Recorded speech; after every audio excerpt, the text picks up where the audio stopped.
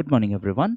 सो 71st BPSC के 90 days planner में आज है डे 43। देखो, अभी एग्जाम के लिए आपके 76 डेज बचे हैं। टू बी ऑनेस्ट, अगर आपने अभी तक अच्छे से पढ़ाई नहीं की तो भी आपके पास सफिशिएंट टाइम है, लेकिन कंडीशन ये है कि अभी जो बाकी बचा हुआ टाइम है उसको आप कैसे यूटिलाइज करते हैं।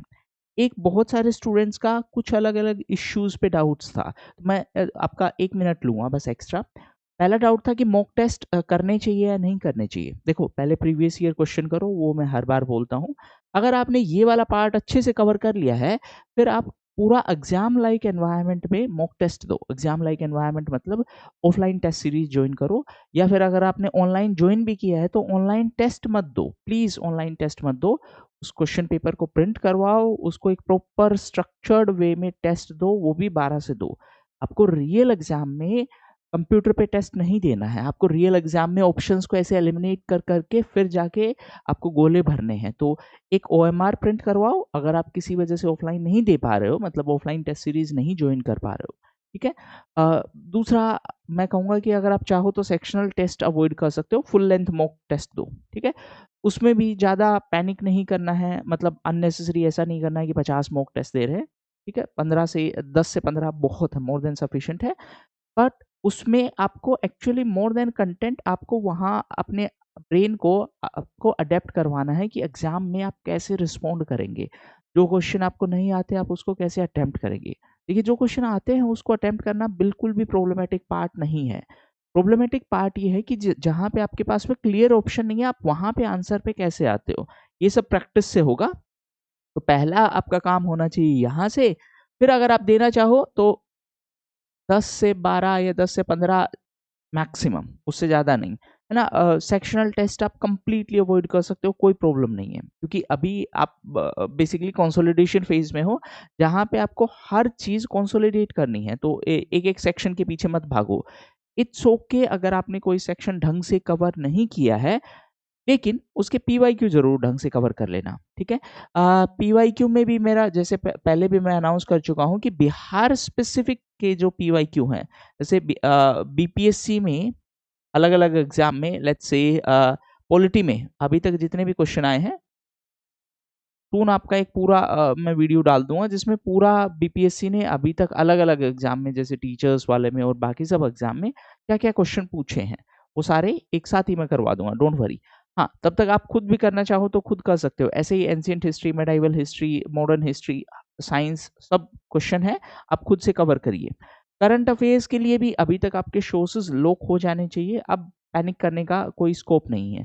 आप चाहे जिससे भी कवर कर रहे हो, चाहे परफेक्शन की मैगज़ीन से कवर कर रहे हो, दृष्टि की मैगज़ीन से कवर कर रहे हो, या फिर स्पीडी, या फिर एडिटोरिया से कवर कर रहे हो, कहीं से भी कवर कर रहे हो, पहले एक शोज़ ढंग से कवर करो, फिर उसके बाद में सेकेंडरी शोज़ की बात सोचना, वो भी इंडेक्स मेथड से। इंडेक्स मेथड मतलब पहले जो शोज़ है, उसकी इंडेक्स आपके पास क्लियरली होनी चाहिए। देखिए, रैंडमली हैपहैज़ार्ड वे में करंट अफेयर्स का कोई मतलब डायरेक्शन नहीं होगा। फिर उसमें आप पैनिक करेंगे जैसे ही एग्ज़ाम पास आएगा, क्योंकि आपको लगेगा आपने रिवाइज़ तो किया नहीं है। तो कोशिश ये करो, हमेशा इंडेक्स बेस्ड प्रिपरेशन करो। दूसरी बात, स्ट्रेस नॉर्मल है, सबको होगा, नहीं हो रहा है तो आपको स्ट्रेस होना चाहिए, to be honest. Let's be honest, आप ऐसे एग्ज़ाम के लिए फाइट कर रहे हो जिसके लिए बहुत सारा पढ़ना भी पड़ेगा, जिसके लिए आपको अलग-अलग सब्जेक्ट भी पढ़ने पड़ेंगे। आपको लगेगा कि जो-जो आप पढ़ते जा रहे हो सब गायब होता जा रहा है, ऊपर से इतना भयंकर गर्मी है, दैट्स ओके, ठीक है? आपको अपने ब्रेन को नॉर्मल वे में फंक्शन करने के लिए ट्रेन करना पड़ेगा, इवन अंडर स्ट्रेस। देखो, एग्ज़ाम के बाद अगर आप सेलेक्ट हो गए, तो स्ट्रेस इसका 10 गुना होगा, 20 गुना होगा, तब भी आपको नॉर्मल रहना है। मतलब that is going to be part of your life being a public servant. आज तक कोई ऐसा पब्लिक सर्वेंट नहीं हुआ है जिसको स्ट्रेस ना हो, सो दैट्स नॉर्मल। हाँ, बस आपको उसको मतलब अपने ऊपर हावी नहीं होने देना है। फिर भी अगर आपको कोई भी प्रॉब्लम लगे कि हाँ, अब मेरे कंट्रोल से बाहर जा रहा है, मेरे को बात करना है, तो मैं डायरेक्टली वहाँ पे नीचे डिस्क्रिप्शन में या कहीं पे इंस्टाग्राम आईडी दे दूँगा, आप डायरेक्टली बात कर सकते हैं। बट पॉइंट इज़, स्ट्रेस होना नॉर्मल है, that is normal for aspiring bureaucrat. Reason क्यों बता रहा हूँ, जब आपको इतनी सारी चीज़ें पढ़नी पड़ेंगी ऑब्वियसली स्ट्रेस होगा। है ना? और ऊपर से यहाँ पे कोई डिफाइंड सिलेबस है नहीं, तो जैसे ही आप पढ़ रहे हो, आपका दोस्त आके बोलेगा इस वाले से तो पढ़ना ही नहीं था, कुछ नया सोर्स से पढ़ना था। तो दैट्स नॉर्मल, ठीक है? चिल रहो का ये मतलब नहीं है कि पढ़ना लिखना छोड़ दो। चिल रहो का मतलब है पढ़ो, जो होगा देखा जाएगा। Just enjoy the process. मैं हमेशा एक चीज़ बोलता हूँ, फोकस ऑन प्रोसेस। अगर आप प्रोसेस पे फोकस करेंगे, rest everything will take care of itself.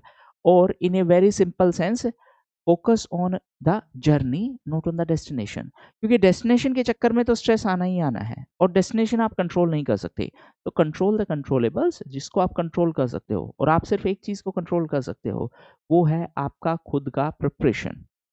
बाकी लोग क्या पढ़ रहे हैं, क्वेश्चन कहाँ से आएगा, कॉन्सेप्चुअल आएगा, फैक्चुअल आएगा, वो सब का टेंशन कमीशन को लेने दो। आप कुछ नहीं कर सकते हो उस बारे में, तो अननेसेसरी टेंशन क्यों लेना है? अब मेरे को टेंशन हो रहा है, ग्लोबल वार्मिंग हो रहा है, ग्लोबल वार्मिंग हो रहा है, और मैं कुछ कर भी नहीं सकता हूँ, तो उसका टेंशन लेने का क्या सेंस बनता है? बनता है कोई सेंस?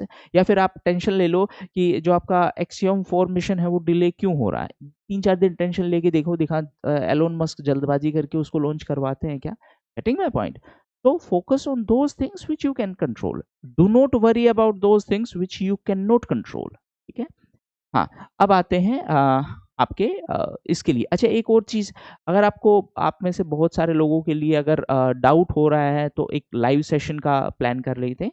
लेकिन उसके लिए एक बार कमेंट सेक्शन में बताइए, सच में करवाना है कोई लाइव सेशन जहाँ पे आपके प्रिपरेशन से रिलेटेड जो भी डाउट है, लाइव उनको एड्रेस कर देंगे, ठीक है? कमेंट सेक्शन में लिख के बता दीजिए, एक कोई सूटेबल टाइमिंग पे लाइव सेशन करवा देंगे। हाँ, आज का आपका टारगेट है एंशिएंट हिस्ट्री बिहार स्पेसिफिक, तो उसमें pre and post Gupta era और पाला एरा, ठीक है? ये आपको एंशिएंट हिस्ट्री में कवर करना है। उसके बाद ज्योग्राफी में इंपॉर्टेंट माउंटेन्स और प्लेटू, और बिहार स्पेशल में अगेन फर्स्ट वॉल्यूम हो चुका है, सेकंड वॉल्यूम हो चुका है, थर्ड वॉल्यूम में परफेक्शन आईएएस का जो मैगजीन है उसकी थर्ड वॉल्यूम में बिहार स्पेशल कवर करना है, ठीक है? हाँ, अगर आप कोई और शोज़ फ़ॉलो कर रहे हैं, उसका भी फ़ॉलो करिए। अगेन डज़ नॉट मैटर, मोर और लेस सबका कंटेंट सेम रहेगा, सिर्फ़ एक चीज़ का फ़र्क पड़ेगा, आपने उसको रिवाइज़ कितनी बार किया है, ठीक है? तो ये था आज का आपका टारगेट। अगेन आपका वीकेंड में टेस्ट होने वाला है, जो कि फ्री ऑफ कॉस्ट होगा। सिविल्स अकेडमी का ऐप इंस्टॉल करिए, बाकी सब अपडेट्स आपको यहीं पे मिल जाएँगी। टेस्ट वगैरह आपको फ्री मटेरियल सेक्शन में मिलेंगे। अगर आप आईफ़ोन या iOS यूज़र्स हैं, तो क्लास प्लस का ऐप इंस्टॉल करिए और ये ऑर्गेनाइजेशन कोड यूज़ करिए। अगर आप 71st या 72nd बीपीएससी के लिए तैयारी कर रहे हैं, और अगर आपको इकोनॉमी और साइंस कवर करना है, चाहे वो प्रीलिम्स के लिए हो, चाहे वो मेंस के लिए हो, तो आप हमारा लेक्चर सीरीज़ है वो जॉइन कर सकते हैं। डेमो लेक्चर अवेलेबल है, आपको सही लगे तो आप जॉइन कर सकते हो, ठीक है? कल साइंस वाले सर ने एक बायो का अलग से एक इनिशिएटिव लॉन्च किया है, उसका भी मैं 1 या 2 दिन में आपका पूरा डिटेल्ड वीडियो बना दूँगा, तो आपको सिर्फ बायो पढ़ना है तो आप वहाँ से पढ़ सकते हो। एक बहुत ही नॉमिनल फीस में अवेलेबल है, ठीक है? इतने में तो आपका बुक भी नहीं आएगा टेक्निकली, अगर आप देखोगे तो। तो ये था आज के लिए इम्पोर्टेंट टारगेट्स, ठीक है? पढ़ते रहिए। एक और इम्पोर्टेंट चीज़, बहुत सारे स्टूडेंट्स का मेरे पास मैसेज आ रहा है कि वो पहले सोच रहे थे कि 71st के लिए एलिजिबल होंगे, बट अभी एलिजिबल नहीं है, आइदर ड्यू टू रिजल्ट या फिर एज या फिर और बाकी सब फैक्टर्स के लिए। तो उनको क्या करना चाहिए 72nd के लिए? तो मैं 1 या 2 दिन में, जैसे भी टाइम लगता है, 72nd का एक अलग से स्ट्रेटजी वीडियो बना दूँगा, ठीक है? पढ़ते रहिए। All the best.